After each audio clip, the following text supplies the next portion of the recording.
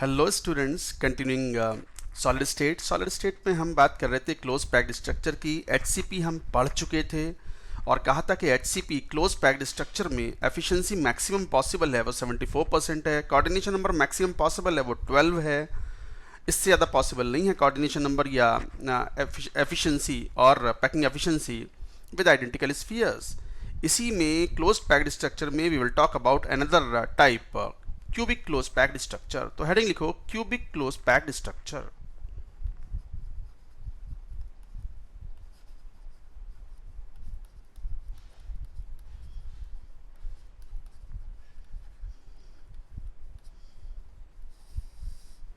cubic close packed structure CCP, also known as face centered cubic structure.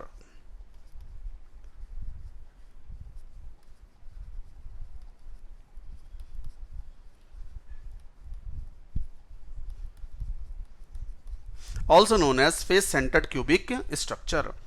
अच्छा, ये भी hexagonal 2D packing से मिलके बना होता है। तो A B C A B C A B C type of stacking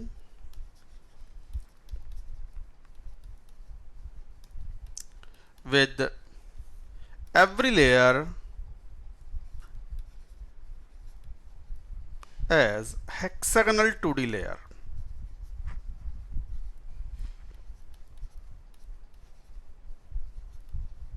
तो हर लेयर यहाँ भी हेक्सागोनल 2D लेयर है और एबीसी टाइप ऑफ स्टैकिंग है।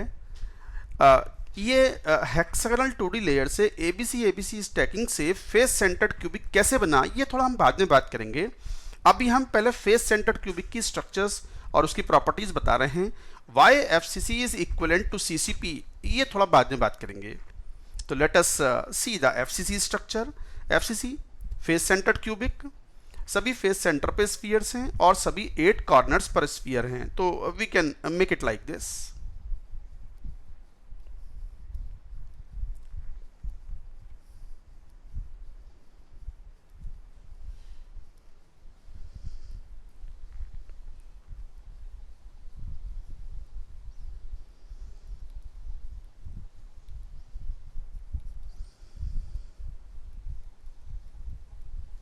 So this is the cube FCC. FCC means spheres are present at the corners, all 8 corners.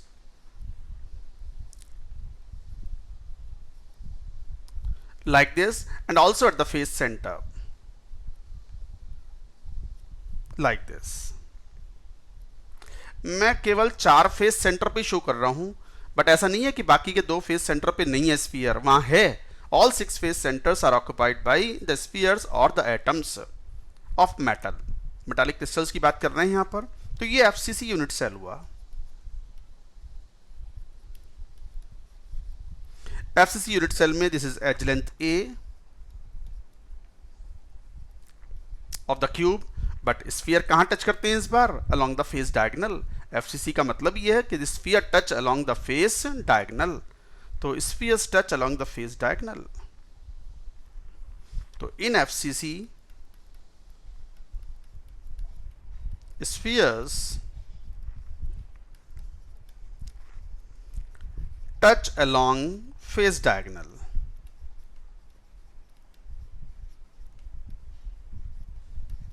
और face diagonal के along touch करेंगे तो सिचुएशन देखो ऐसी होगी। ये मान लो एक कॉर्नर वाला स्फीयर ले लिया, फेस सेंटर वाला ये वाला स्फीयर आ गया और ये वाला कॉर्नर वाला sphere.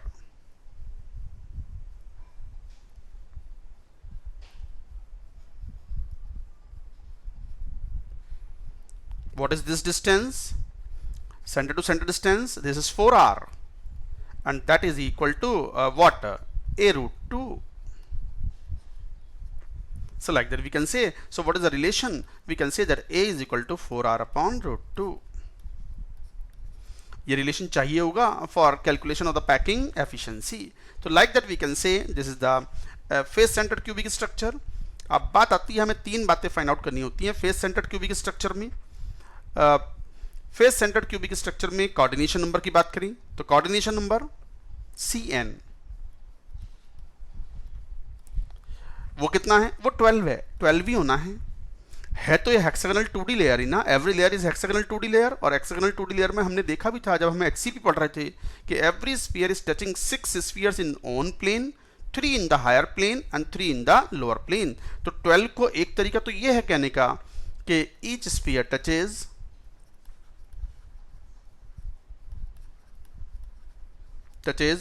6 in own plane, 3 in higher and 3 in lower plane। तो ऐसे कोऑर्डिनेशन नंबर 12 हुआ। ऑल्टरनेटिवली ये एक इंपॉर्टेंट पॉइंट है, ऑल्टरनेटिवली CN 12 कहने का एक और तरीका है क्या, each sphere touches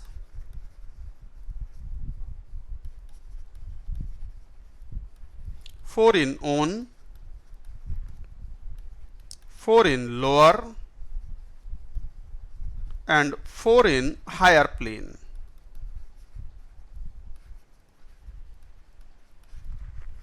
तो देखो ये जो CN है, हम CN दो तरीके से कह रहे हैं। CN12 each sphere touches 6 in its own plane, 3 in the higher plane and 3 in the lower plane। वो तो पता ही है हमें, वो कैसे, क्योंकि ABC स्टैकिंग है और हर एक लेयर हेक्सागोनल 2D है।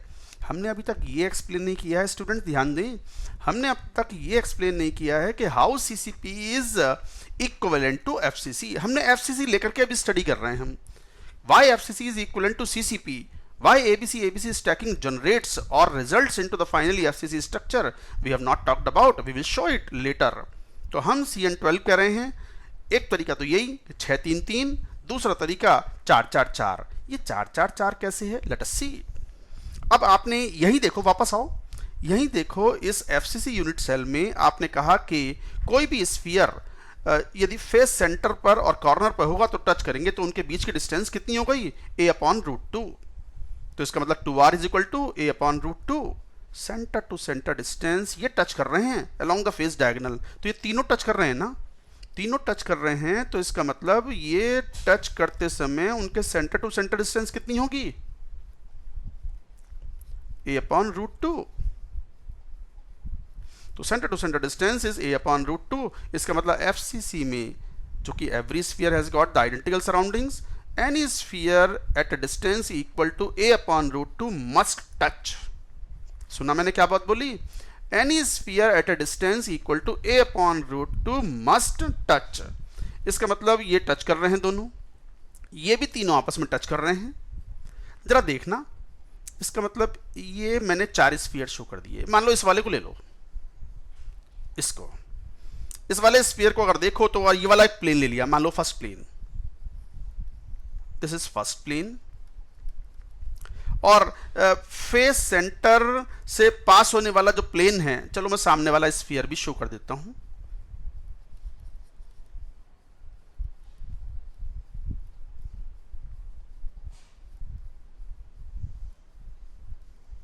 ये आ गए, ये फ्रंट वाले का फेस सेंटर, ये बैक साइड वाले का फेस सेंटर। अब जरा ध्यान दो, इन चारों स्फीयर से जो चारों दीवारें हैं, छत छोड़ दो, फर्श छोड़ दो, टॉप फेस छोड़ दो, बॉटम फेस छोड़ दो, बाकी के जो चारों फेसेस हैं, इनके सेंटर से पास होने वाला जो प्लेन है, this is second plane and this is third plane. तो फर्स्ट सेकंड थर्ड, इन तीनों में भी कोऑर्डिनेशन, ये 4-4-4 को टच कर रहे हैं। कैसे 4, ये वाला टॉप फेस पर ये इन चारों को टच कर रहा है। नॉट ओनली दैट, ये वाला स्फीयर इन चारों को भी टच कर रहा है, सेकंड प्लेन वाले को भी टच कर रहा है। कैसे, जरा देखना, व्हाट इज दिस डिस्टेंस, यहां से लेकर के यहां तक a/√2। What is this distance, यहां से लेकर यहां तक a/√2 नहीं, सॉरी, यहां से यहां तक की डिस्टेंस a/2, यहां से यहां तक की डिस्टेंस a/2। तो फिर यहां से यहां तक की डिस्टेंस, ये तो 90 डिग्री एंगल है ना, तो कितना हो गया a/√2। इसका मतलब this sphere will touch face centre, जो दीवारों के सेंटर हैं उनको भी टच करेगा। इसका मतलब जरा ध्यान दो, रूम तो आपका भी क्यूबिक टाइप ही होगा, क्यूबॉइड भी हो तो क्यूब मान लो। मेरी तरफ देखो, छत है, छत के सेंटर पर स्फीयर है, वो छत के कॉर्नर्स वाले जो कॉर्नर्स हैं उन चारों को तो टच करेगा ही, चारों दीवारों के सेंटर को भी टच करेगा। क्यों? क्योंकि दिस डिस्टेंस इज a/√2। तो इसका मतलब each sphere touches 4 in its own plane. Second plane जो कि चारों जो दीवारें हैं उनके सेंटर को पास होने वाला प्लेन है, वहां पे भी स्फीयर रखे हुए हैं, उनको टच करेगा। ऐसी ऊपर वाला जो रूम होगा, ऊपर वाला जो क्यूब होगा, एफसीसी होगा, उसके चारों फेसेस के सेंटर को भी टच करेगा। तो 4 4 4। ये बात समझे? मैं इसको एक बार दोबारा समझाता हूं यहां पर दूसरे डायग्राम में।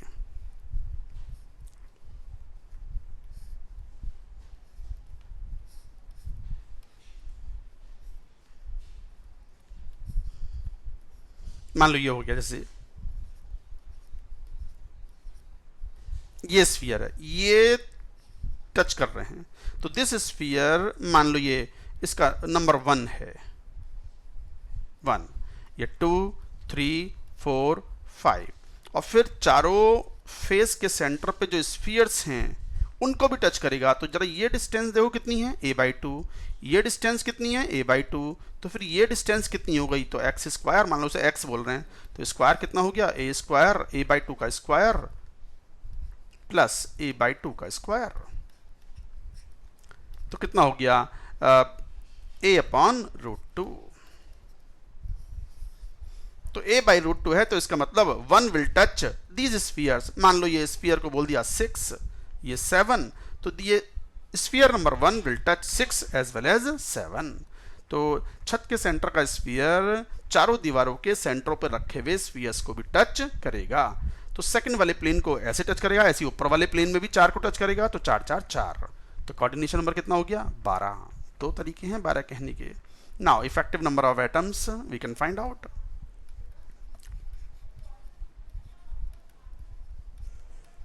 Effective number of atoms in FCC unit cell will be equal to corners हैं तो 1/8 contribution, and how many corners, 8 plus face center है half contribution, and how many face centers are there, 6, so will be equal to what, 4. Now packing efficiency we can find out.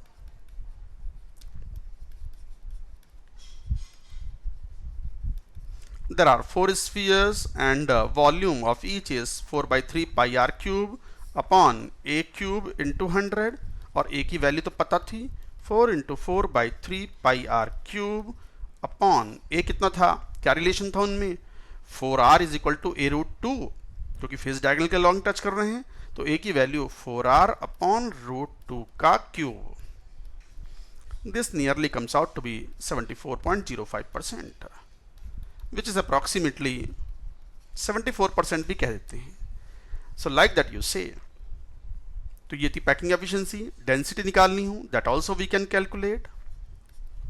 तो density is equal to Z की value 4 हो गई into molar mass upon Na, जो भी crystallise हो रहा है FCC में, अपॉन एक ये तो हो गया mass upon volume, volume cubic है तो a क्यूब हो गया, ग्राम पर cc में we can calculate. So like that is the expression of density, we can solve the questions. तो इस तरीके से आप ये कैलकुलेट करते हो। Now let us see the neighbours in FCC. Calculation of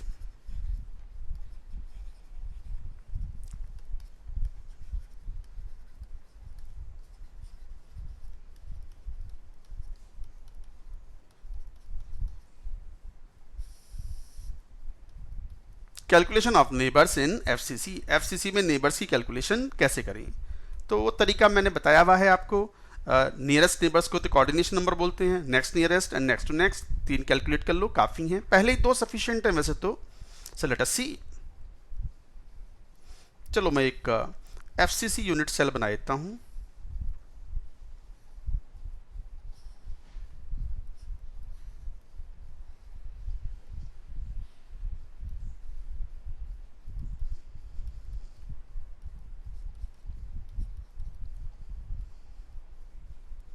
ये एफसीसी यूनिट सेल कॉर्नर्स पर स्फीयर्स, फेस सेंटर पर भी है। सो लाइक दैट मैंने 2 ही फेस सेंटर पे स्फीयर शो किए हैं। अब मान लो कोई ये वाला स्फीयर ले लो आप, अब एफसीसी है यही, तो number of nearest neighbours,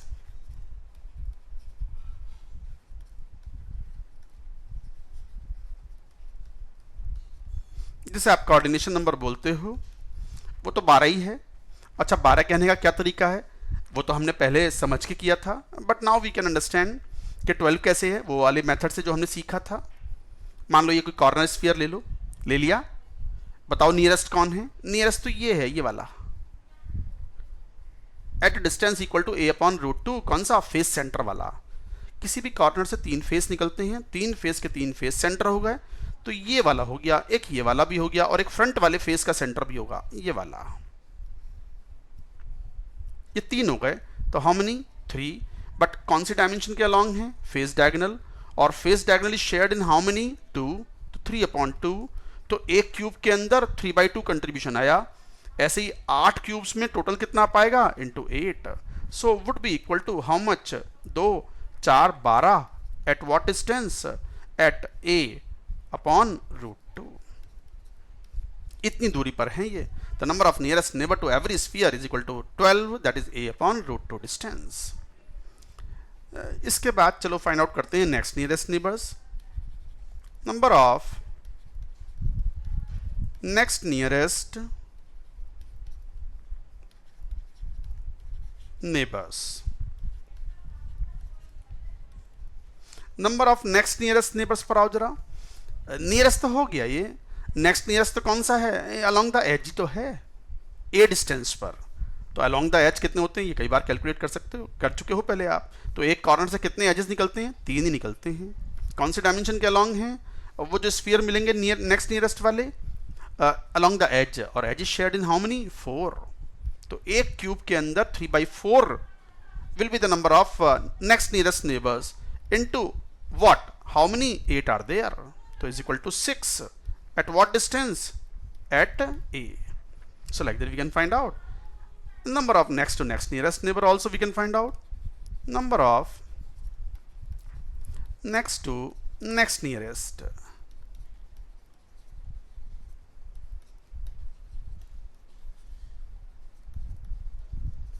next to next nearest neighbour देख लें जरा, आप खुद ही देख लो। इस कॉर्नर स्फीयर के रेस्पेक्ट में फेस सेंटर वाला ये तो नियरेस्ट था, हो गया, 3 फेसेस निकलते हैं, उनके सेंटर वाले नियरेस्ट थे, हो गए, कोऑर्डिनेशन नंबर बोल दिया था।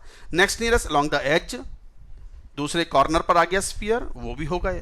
अब तीसरा कौन सा, तीसरा ध्यान दो, तीसरा है किसी कॉर्नर से, अगर इस कॉर्नर से चेक कर रहे हैं तो इससे 3 फेस निकलेंगे, उन फेस सेंटर को छोड़ दो, वो तो ले चुके हैं हम कोऑर्डिनेशन नंबर में, बाकी के भी तो 3 फेसेस हैं, टोटल 6 फेसेस होते हैं। इस वाले कॉर्नर स्फीयर से, जहां पर मेरा भी स्टाइलस है, मार्कर है, इस वाले की बात कर रहा हूं मैं, ये इससे 3 फेस निकलते हैं, ये छत, ये साइड वाली दीवार और सामने वाली दीवार, इसके फेस सेंटर तो हम कंसीडर कर चुके हैं।